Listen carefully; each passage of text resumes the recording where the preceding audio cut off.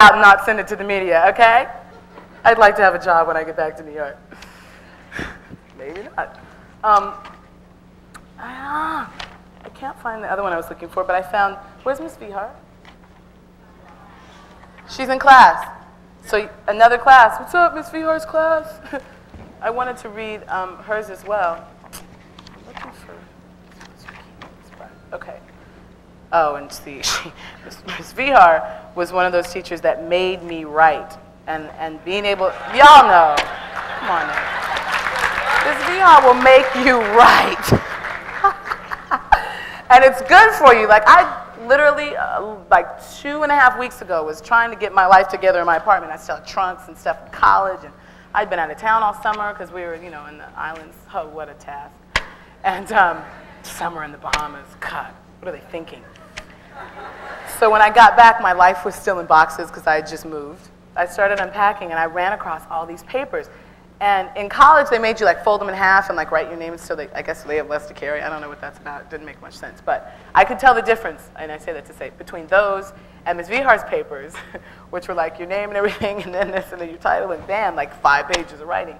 But when I look back and I'd saved so much stuff, it was kind of odd. I was like, am I a pack rat? Am I, what am I doing? But really, when I went through it, I realized that it was really good for me to have saved it, because you go a couple of years of being caught in this constantly moving, we don't have hiatus on MTV like regular TV does, where they get 3 months off every year. We work through every holiday almost. We're working on New Year's. I barely got today off. I'm leaving at 3 o'clock to go back. So, you know what I mean? It's very rigorous. And so because there's not a lot of time, you kind of lose yourself in there. I felt like I lost myself in there a little bit, just keeping sight of where I am and who I am, and getting back to that writing that Ms. Vihar made me do for like 5 years really helped me to refocus on, like there was one paper I wrote at the very end of the year, she actually refers to in her in her thing. And this would make no sense because you weren't there, so I'm gonna save it and read you this before I waste another 10 minutes and you're going, what? Okay. She said, because I have to tell you all about the paper and the whole year, and it would just take too long. Ms. Vihar, I'll tell you the story one day, ask her. It says, quote, "Who the hell died and made me the queen of blackness," unquote. This famous remark will be recorded in the history books of S.D.S.C.P.A, said by one of the most beautiful, articulate women to grace the sidewalks of this campus. She is warm, generous, and an advocate of all that is humanely right. She will be missed. With warm affection, Ms. Vihar. Colin Wright, you owe me. Yeah, and I do, because, did I mention Ms. Vihar was my second period that I always was late to?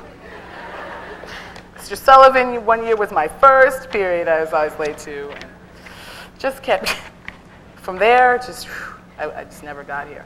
I can't find, another question? Buy me some time, please. Can we go here and here? Go down and up?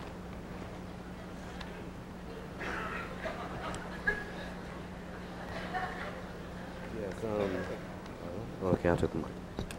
All right, my name is Philip Murphy, and Tell me again, Philip? Philip Murphy. Hi. How did your education and learning experience help you from college to the real world, like the show business, like MTV and whatnot? How did your education at S.D.S.C.P.A help? Kind of like what I said, but there's more. The basis of it is the ability to have the freedom that you have here. The creative freedom. Like, nobody expects to be able to run all over the place anytime you want. It's there's some order to be had. But within that order, this school offers you an amazing amount of freedom in comparison to other schools. So what I took away from here in that is the ability to be confident in being myself. Like the young man stood up and said first, that he can just be who he is, and there's no problem with that. The violence we see happening at these schools is exactly because people are not being allowed to be who they are. I mean, the fact that you would get teased for not fitting into a certain clique, means that people don't want to accept you for who you are, and if you're not enough like them, you're going to scare them too much, and they're going to have to hurt you because they're scared, which ultimately is what it is. So I guess for me, that was a big part of it, because I was able to go out in the world fearless. Fear is one of the most debilitating feelings, emotions on the planet. It can keep you from living your life, and it has kept plenty of people from doing that. Fortunately, you're young enough to not let it get you like that. And I was too. So I got to leave here with the sense of confidence that I don't think I would have gotten anywhere else. And the sense of, you don't have to like me, leave me alone. there's 6 billion people on the planet. I could find another friend. You know what I mean? And a real kind of attitude, which you need. You need an attitude. I don't care what they say. You have to have an attitude when you go into the world. You don't have to be funky to people. Your attitude is really, it's not arrogance, it's confidence. It's the ability to say, I'm here. And nobody has to acknowledge that but me and God, and I'm straight. Like, y'all don't have to say nothing to me, and I'm okay, you know? So it gave me that, too. And I keep saying it, but it's really, you know, S.D.S.C.P.A is a campus, and then there's the people within the campus, which is why I'm sharing this with you, because were it not for these particular teachers and people, and I mean, these are obviously just the ones that, you know, got to my book, which I passed around one time, so I'm lucky I got this many. But everybody, you'll hear, like, they're like, yeah, I had Ananda in class. That's a person who touched my life. Yeah, I put Ananda in detention. Where's Mr. Libby? He touched my life, you know what I mean? Detention could be a good thing at S.D.S.C.P.A, depending on where you go. So, it depends. All the, you know, the security guards were here late when we were rehearsing till like 5 p.m. and then had to get rides home. My friends who gave me rides home.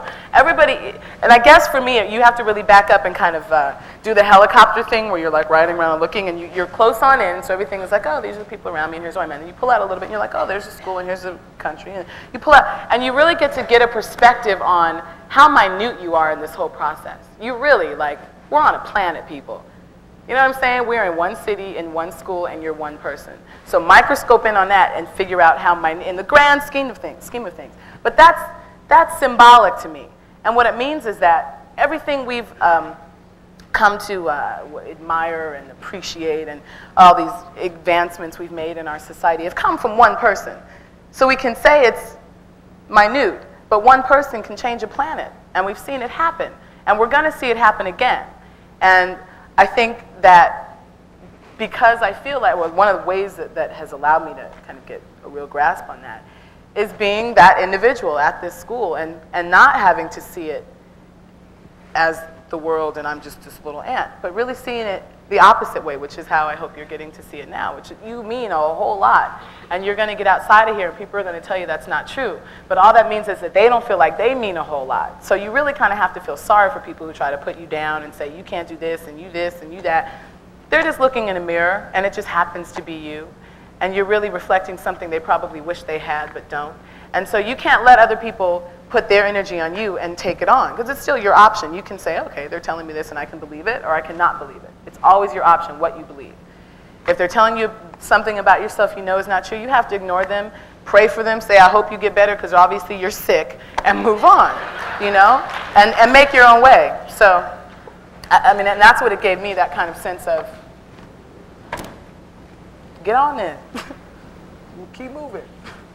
And that was really good for me. King, I can't find yours. Where'd you sign it? You don't remember. You don't remember where you signed this book. Maybe not. I can't. Maybe that's why I can't find it. Yeah, no, it's a card. You're right. Well, Mr. Robinson signed it, and I saved his for last because it's so long. No. I love you, Mr. Robinson. This man was like, well, you know.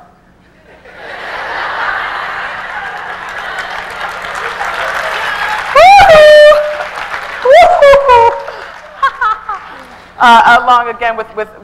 Lake, Mr. Robinson helped us to form and was the advisor, one of the advisors for our BSU. But even before that, I remember being in a class one time and getting yelled at so bad that I broke down in tears.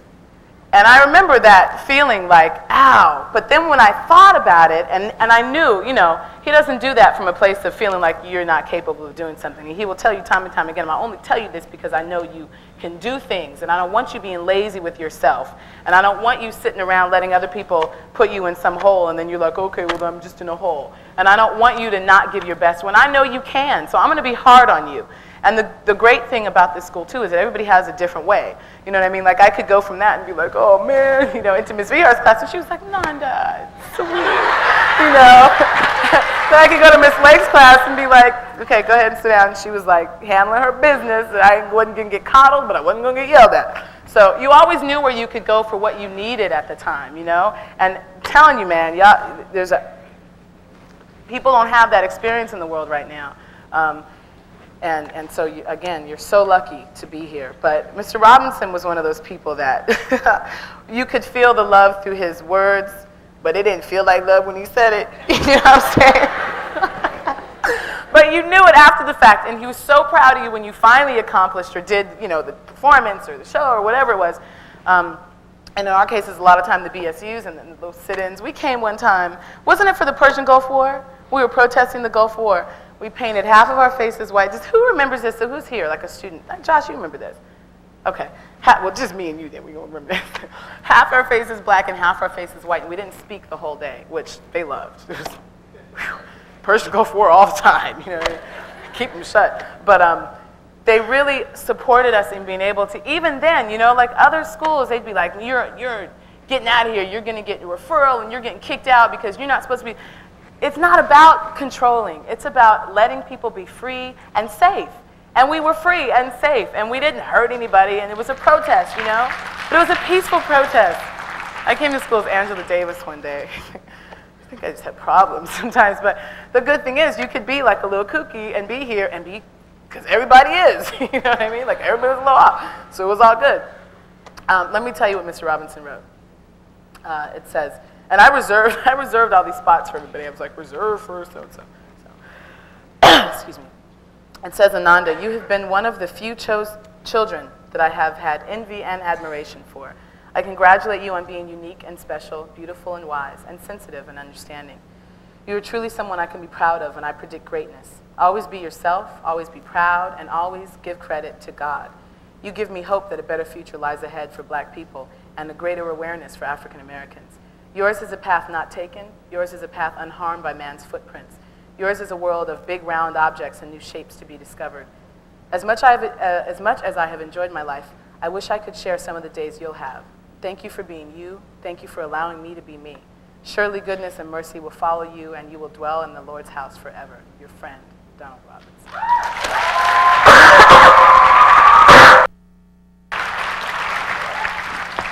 Woo! So, I don't know, you can't relive things, and you definitely couldn't have been there, but just be happy you're here now, because you still have these amazing people supporting you, and even when it doesn't look like it, they are, because they don't win if you don't win, and we all get that here. So there's kind of a collective sense of accomplishment, which brings us back, you know what I mean? I still feel like this is home, and it always will be, and maybe one day I can come back and cut a check when I actually start making some money, because that would be nice. It doesn't look like you need it, though. You're doing really well. Oh, all right. Okay. Running out of supplies, are we? I hear you. Okay, so wait, I did this. Oh, can I just real quick, on a personal note, I saw Kasele and Chandra in D.C. at homecoming. Random. Josh knows these people. You know Kasele and Shinda? She was the vice president of our BSU for the 2 years we did it, and a good friend. And Chandra Reed, who also went here for a long time. You guys know Chandra? Somebody heard Chandra? Oh, okay, all right. And they randomly show up at Howard University. Okay, so. Another question? Do you have anybody else have another question? Hi. Oh, Josh, you want to know something? Hey. What'd you take when you went here? Everything. It was a little different in terms of what I understand the setup to be now.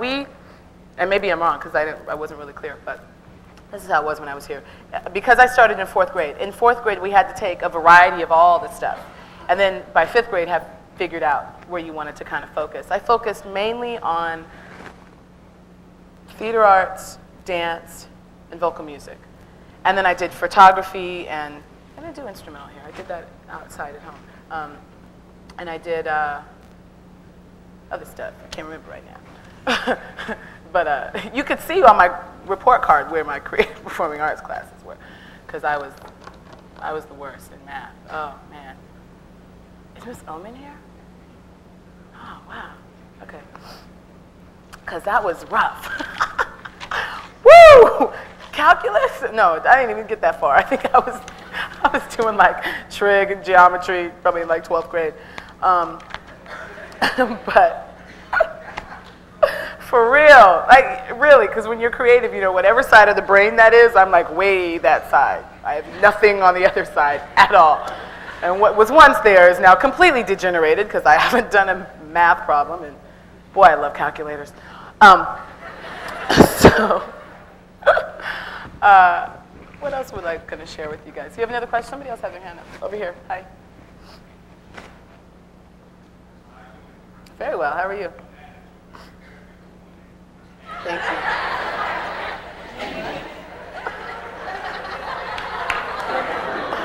Say it again. Very beautiful. And I wanted to ask you, I'm a rapper and performer and I act too, and I wanted to ask you if you know, like, what's some good pointers for a person that's trying to get out there and make it big. You know, I'm trying to be at the top. You know what I'm saying? Don't do it! No, I'm kidding. Man, but the business is a little crazy. Can I, before I get into that, because I remember, you're not going to like everything I say. It doesn't matter to me. I want you to hear it anyway. I remember being in this auditorium and in the O'Farrell Auditorium, and I remember having experiences on stage, and I remember even now at other schools and stuff and other places, just when there's a gathering. I think it's important, especially in the programs I did. When he said what he did, I heard a lot of, "You don't do that." And I just really want to let you know that's so damaging to do to each other. It really is. You don't know it until you're on the other side of it, but it's damaging. You got it. And see, that's where it gets really insidious, because you feel like you're just expressing your opinion, but you're breaking somebody down. And it's not about them, it's about you. Remember that. It's never about them, it's about you. And while you're breaking them down, you're setting yourself up for somebody else to come along and do that to you when it's your dream you're talking about, when it's your goal you're trying to reach. And it doesn't feel good. It didn't feel good to me when it happened to me, and it's not going to feel good to you when it happens to you. And it's easy to just go, not hear it, but really, like, everything you say, there's 4 agreements I want to share with you before I go, which isn't right now. I'm just trying to make myself a mental note, so if I forget, remind me, because I will. One of them is be impeccable with your word. And ideally, for me, sounds are kind of our words too. Like, whatever energy you're putting out from your body, whether it's performing or destroying, you know, because you do both, you create and you destroy, be very careful with it. Because not only, like the old adage, what comes around goes around, it sounds like, oh yeah, like everybody used to say that. Man, don't get out there and live it in ignorance and feel like you have to experience it yourself to witness it, because it is the truth, and what you set yourself up for is exactly what you will get, period. There's no gray area. You're going to get what you put out. So if you're putting out negativity, even when it's just, you know, because the sound, what's under the sound of, he ain't doing nothing, is a real lack of belief in his ability, or maybe your own, more importantly your own. And you have to erase that in order to be able to make progress in your life. You won't go forward. You can do whatever you want. I ain't here to tell you what to do. You can do whatever you want. But if you do it a different way, you'll have much better results. You won't be as controlled by your friends. Because see, it's a ripple effect. One person does it, and then their friends around them do it, and it just kind of branches out. Be yourself. Whatever they do, let them do it, and be yourself. If that's not who you are, don't participate. And if that is who you are, ask yourself why. Your question. Hi. I remember it. You don't have to repeat it. See, the hip-hop world is so can I ask you why you want to do that? Is it because you enjoy performing? Is it because you want the attention? Is it, well, obviously, we all want to make some money. I don't know, since I was little, I just loved to perform. And one of my idols, everybody hates, Puff Daddy. And I just like the way he performs and the way he like runs stage. When he's on stage, it's like everybody looks, because it's not just standing around. I love to dance and perform. And that, when I seen it, that's what I want to do. I tried acting and singing and everything, but hip hop is just what, I don't know, it just touches me. I love hip hop, and I want to make it big. I don't want it to be like a semi. I want everybody to know me. You know what I'm saying? I'm trying to be up there, the biggest. And I want everybody to know. When I leave this school, I want everybody to say, like Eddie was one of the best performers. He was a nice person too. A lot of people hate. I know it's a lot of haters, but I'm gonna keep doing it no matter what. You know what I'm saying? Good, Eddie. It's difficult for me to answer that because there are probably some things you don't want to hear. Within some of what you said, takes me right back to that having. Okay, let me start over. There's a psychology that happens to people when we're raised in a punishment reward system. We're raised to please people instead of pleasing ourselves. That says your goals are then going to be based on wanting to please somebody else. Do you know what I mean? So when you say you want everybody to know you, honey, be careful because you can really lose your life to that. But that's just been my personal experience. But it also is important to remember that it can't be about what anybody else wants for you or what you want from them for you. Do you know what I mean? And it's difficult to do because we're all raised in this society, and this society is based on that. The kind of like idea that you got to please people to get ahead. People have to like you, and if they don't, then something's wrong with you. But that's getting us in so much trouble. The red lights are going off that we have to change that. Like that can't be how we think anymore if this is what it leads us to. So I think it's a great goal to want to be a performer, and I think there's some really great performers out there for you to look to for like inspiration or confidence or their paths. But it's also really important to define for yourself if those reasons are really the reasons you want to base a career around. Do you know what I mean? Because you can be creative and be putting out great music on the web, on your own site, in your own space, and never have to worry about what other people are doing or thinking or feeling. Do you know what I mean? You can make it a very personal thing if you really just love it for the music.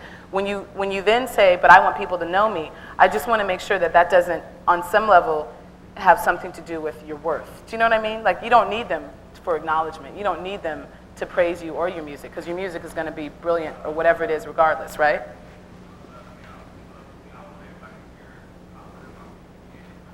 Okay, wanting to share it is different, because what you said before was different than that. Wanting to share it is different. But understand that you don't have to get with a major label or try to put out, try to sell like 5 million copies in order to do that. I think the music industry right now is really skewed with bad music and bad talent because people are just getting record deals too easy. It's like, put 5 guys together, give them a deal, come on. The only person benefiting is the record company. If you don't own your own music, if you sign any of your rights away to your masters, masters is an interesting word for that, isn't it? Any of the stuff that they're saying you have to do in the business now, thank you. I really think that whole kind of structure of the business is about to go away. You see companies buying each other. There's going to be 2 record companies left in like 5 years. You know what I mean? Everybody's buying each other out. They're moving people around. They're doing all this kind of conglomerating. And there's going to be 2 companies, like Sony and Tommy Mottola is going to own everything. And I think what's going to happen is that artists are going to have fewer choices in terms of labels to pull from, and they're really going to have to get back to the truth that if you acknowledge now will save you a lot of time, that you're the only one who should have any control and rights to your stuff. And if you can get with a company that says, we can do this, and you control this, and then we help you with distribution, then that's great. Not a lot of people are doing that right now. I think that's where the trend is going to. Maybe you want to start a company that does that, 10%.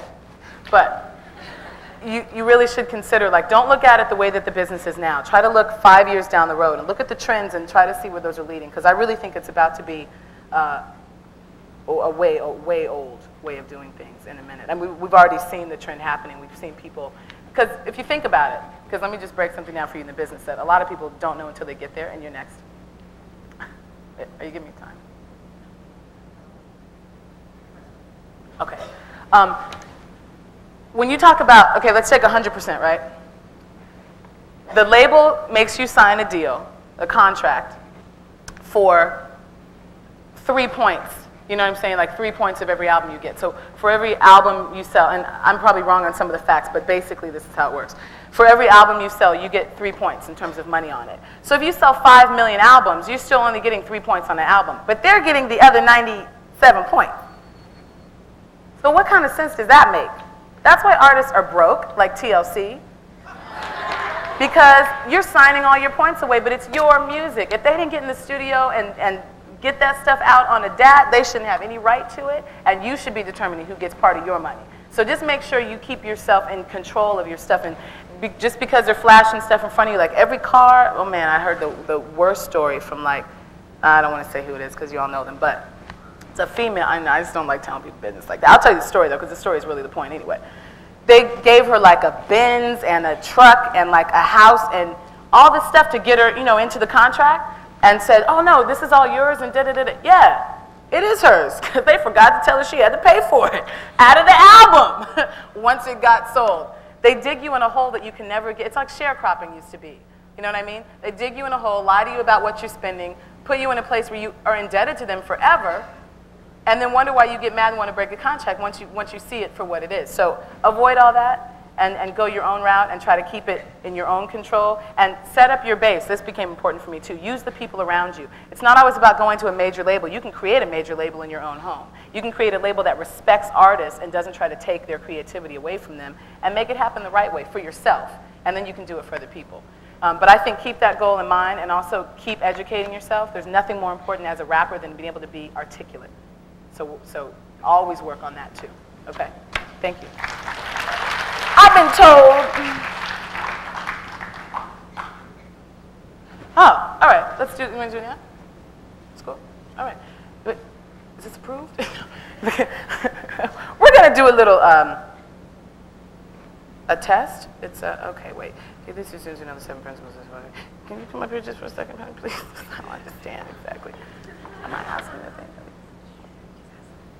Which ones they mean? Ah, I got you. Okay, I'm going to take 2 more questions, and then I'm going to do this, because I have to set my mind on how to do it. All right, I just said you were next. Hi. Hi, Ananda. What's your name? Now that you're on TV... I'm sorry, baby. Tell me your name. My name's Jenny. Jenny. Hi, Jenny. Yeah, hi. Now that you're on TV, I was wondering if you ever took any like video production classes or K-Arts or anything? No. In a word, no. But you know what's funny? Being on... that's not true, because when I was working... well, I didn't get to do behind camera stuff. I got production experience at Teen Summit, and that really helped me be a better talent moving on. Because once you know what a producer's looking at and wanting from you, as, producer, you know better how to give it. So I've been considering, though, I have a friend who owns who we work with at MTV a lot, who owns a independent camera, E&G crew is what they call them. And it's very lucrative business, and you get to control the look. I've been very interested in trying to work on that when I actually have a life again. Maybe taking some classes on it then, but I haven't done it to date. She brings up a good point, though, Jenny does. It's important to remember that whatever your particular focus is within the business, if you choose to go in the business when you leave here, it's important to remember there's other jobs all around that. And some of them, 1, make more money, and 2, get to keep their anonymity, which once you lose it, you don't realize how important it actually was to you. And I would consider those things too, because it just makes you well-rounded. It makes you a better whatever it is you want to be. It makes you a better actor to know how to direct. It makes you a better director to know how to act and all this stuff. Okay? Who has a mic? I'm going to try it. If we can keep it quick, we can try to get it. I guess that would be my mouth. Okay. Hi, my name is Giovanni Samuels, and I wanted to know what was your biggest inspiration and your inspiration? My biggest, though? Mm-hmm. What is? Yeah. What is my biggest And what was your favorite class between the time period that you were here? No, I can't pick a favorite class.